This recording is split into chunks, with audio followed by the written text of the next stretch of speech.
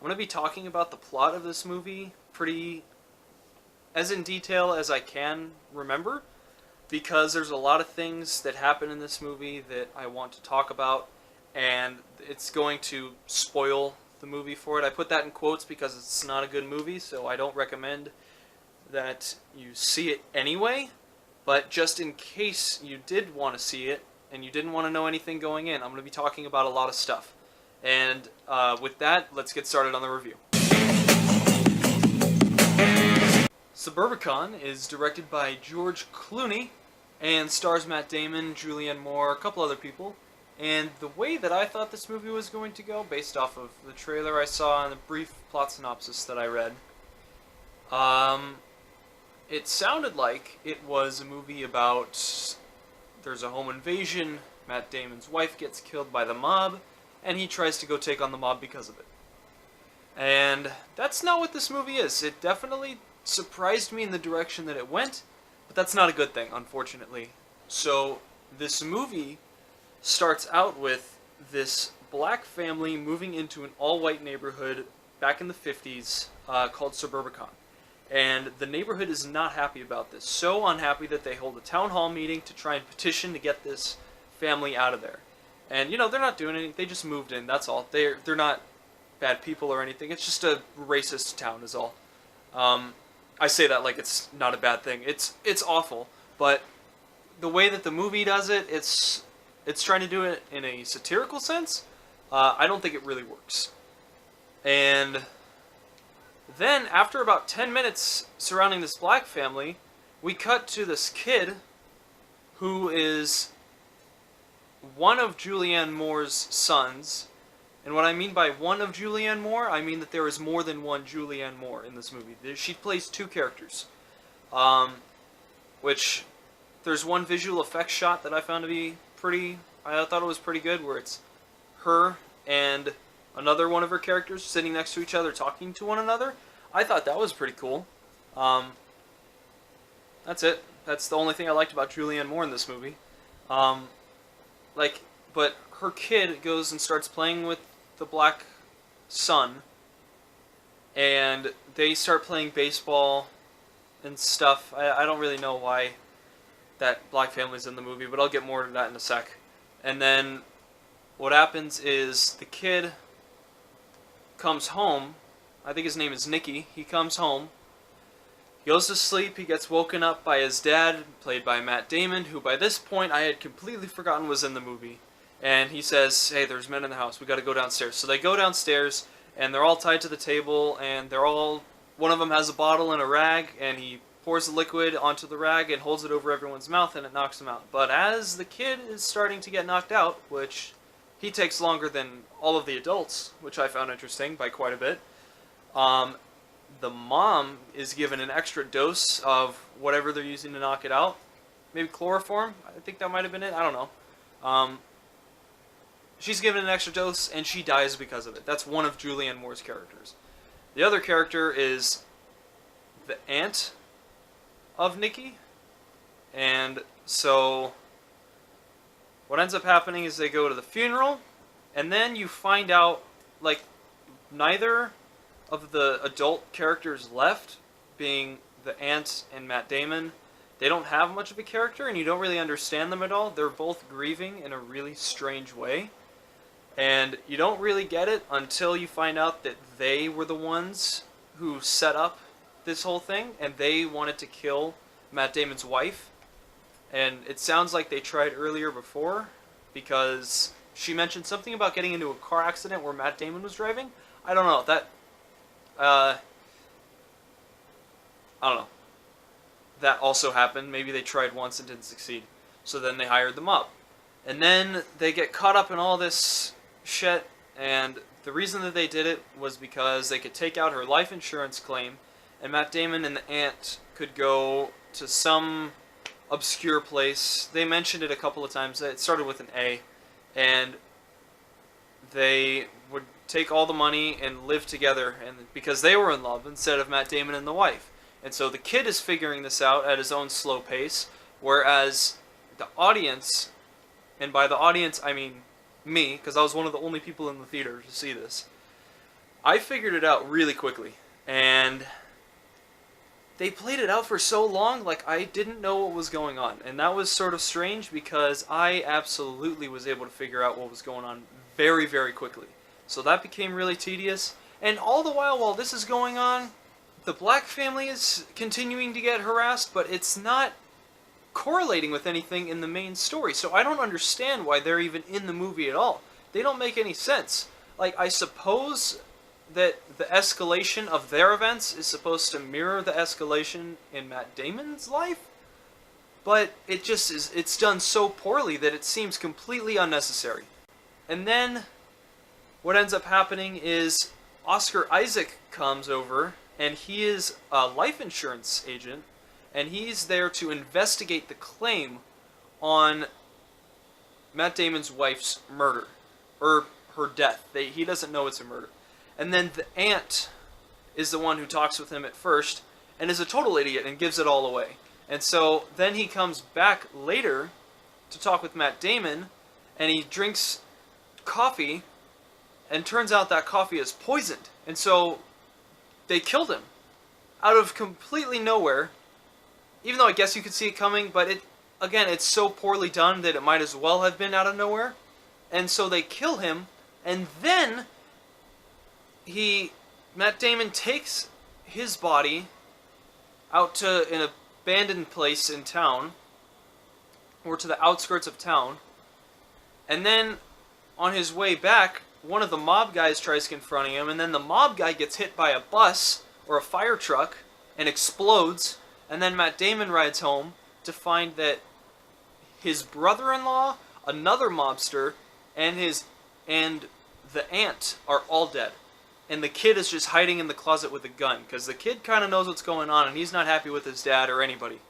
And so then Matt Damon sits down and starts eating a sandwich and drinking some milk that the aunt poisoned so that she could kill Nikki. And then Matt Damon ends up dying from that poison, and then Nikki goes to play catch with the kid next door. It was ridiculous. Absolutely ridiculous. It's not very good. There's really nothing to enjoy in here unless you're viewing it through a sarcastic lens, because you can make fun of how stupid everything is in the movie, how overly complex this plot is, how overly convoluted it seems. It just seems so messy. It's not... The only positive thing I could say... It's shot well. It looks nice. That's about it. I don't like anyone's performance in this movie. The kid was probably the best, and even he was, he was fine. I wouldn't go as far as to say he was good. Julianne Moore I thought was awful. I didn't know she was capable of being a bad actress, but turns out she is. Matt Damon isn't good.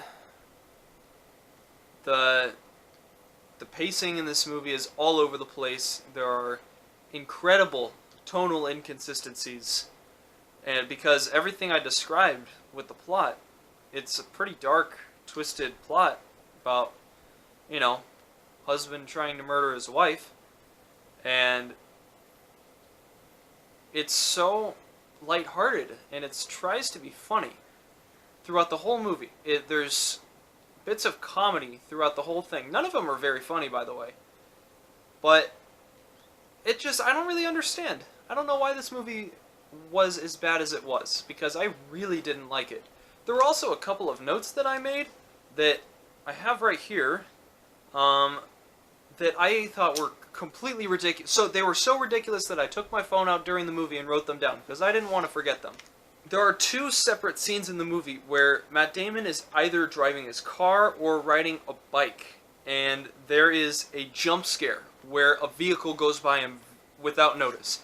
One of them is he's driving his car, and then he's going down, and at an intersection, another car passes by really fast, and it makes a big blaring noise, and it's awful, because you're telling me that car didn't make any noise coming up to him? It wasn't a gradual buildup of sound, it was just a jump scare? What is this, World War Z? Back in your car right now! Remain with your vehicle!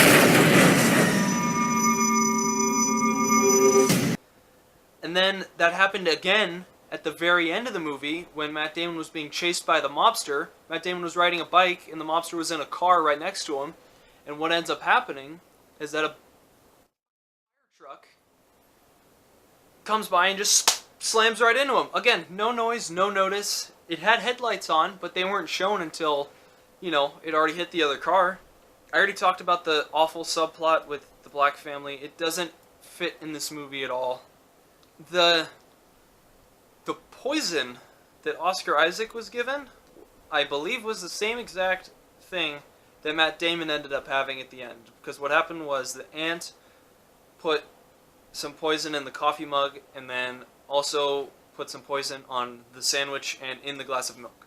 So Oscar Isaac drinks from the coffee mug. It's like...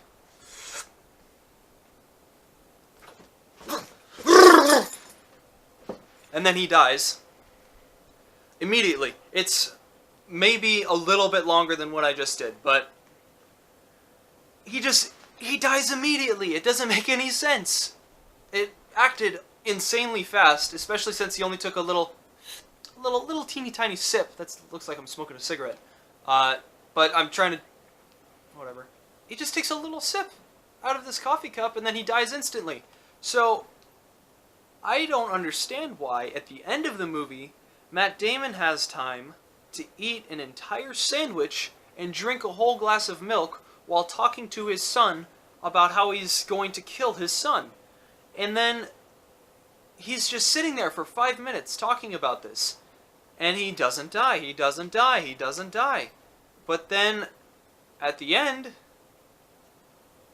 he does. It just shows, it cuts away, and then it cuts to the kid watching TV later that morning, and then you just see Matt Damon slumped on the table, just dead. And it's like, what is this? This is stupid. The other thing that I wanted to point out was that this could have been a short film. This is so bogged down. There's so much unnecessary crap in this movie that it could have easily been 45 minutes, and it probably would have been better. And it's an hour 45-minute movie, approximately. So you could have cut out an hour. Maybe 30 minutes of it is the stuff with the black family and all the town rioting against them. It's completely unnecessary, and I don't think it should have been in the movie at all. Yeah, that could have gone. And then I think that just the amount of time that it takes for it to be officially unveiled that it's Matt Damon who killed his wife instead of these mobsters. Or I suppose what I mean to say is that Matt Damon paid these mobsters to kill his wife. It's drawn out, that reveal. It should have been revealed much sooner than it was, because I figured it out very fast. Maybe at the half-hour mark in the movie, I was 100% sure that that's what happened.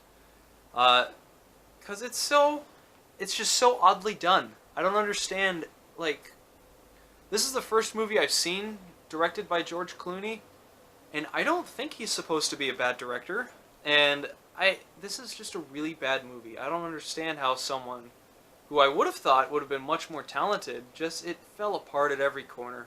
There's nothing really good in this movie at all, unless you're going to make fun of it. I can't recommend this movie to anyone. Yeah, this movie sucks. It's a shame. I was kind of looking forward to it. I give this movie a 5 out of 20. It's really bad. I wouldn't see it at all. Okay, I didn't even talk about this one part in the movie that I was dying laughing. It was so weird. Because what happened was, this son, Nicky, is very traumatized by what happened. So he hears something in the house later in the week, and he thinks, oh my god, they're back. They're back to do it again. And so he grabs a knife from the kitchen and starts going down into the basement, where he hears his aunt scream, go, oh, no, oh. Know where that's going? And he walks in to the basement and he turns on the light, and her and Matt Damon are having sex, and he's got a ping pong paddle in midair getting ready, he's smacking her. It was ridiculous. It was really funny. I don't know, I just wanted to share that with you guys. I thought it was funny. That's it. But this is awful. Don't see it. It's a shame. I was looking forward to this one. Anyway, thank you so much for watching. Please be sure to like and subscribe, and I will see you next time.